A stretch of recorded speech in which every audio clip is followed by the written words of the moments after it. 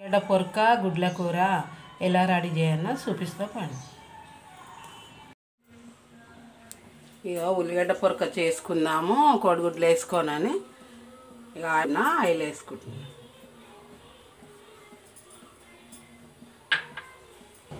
ఉల్లిగడ్డ పొరకలనే చిన్న పాయలు కూడా అందులోనే వచ్చినాయి.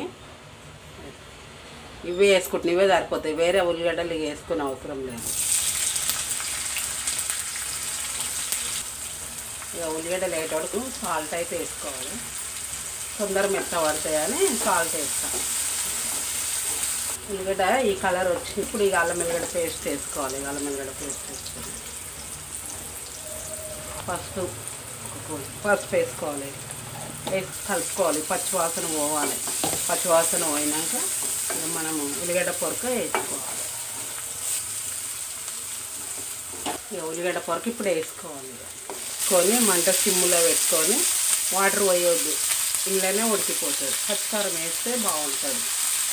ఇట్లా వేస్తాం, ఉల్లిగడ్డ పొరక వస్తే పచ్చి వచ్చినప్పుడు తెచ్చుకోవాలి, ఇట్లా వేసుకోవచ్చు.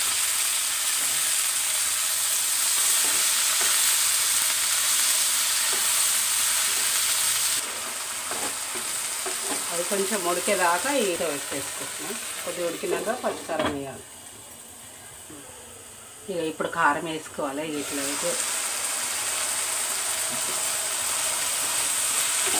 కారం వేసుకుంటున్నాను నేనైతే. కారం అయితేనే బాగుంటుంది. ఇంకా పచ్చ కూరలలో బాగా అనిపించాలి. ఇక కలుపుకోవాలి. అయింది కదా, ఇట్లా ఉడికింది కదా, ఇప్పుడు గుడ్లు వలగొట్టుకొని వేసుకోవాలి.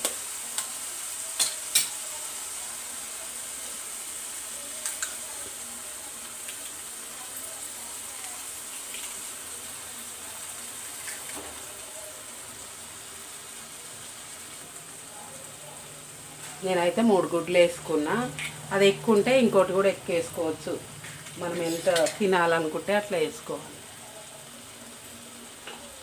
మూత పెట్టేయాలి, సిమ్ముల మంట పెడితే అదే ఉడికిపోతుంది.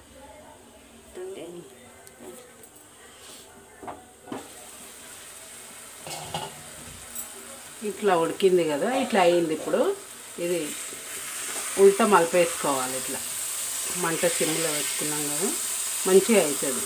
వాటర్ పోయకుంటే ఇళ్ళనే పిల్లలు కూడా ఇష్టంగా తింటారు అన్నట్టు ఇట్లా చేస్తే. పుట్టిదైతే తినలేరు.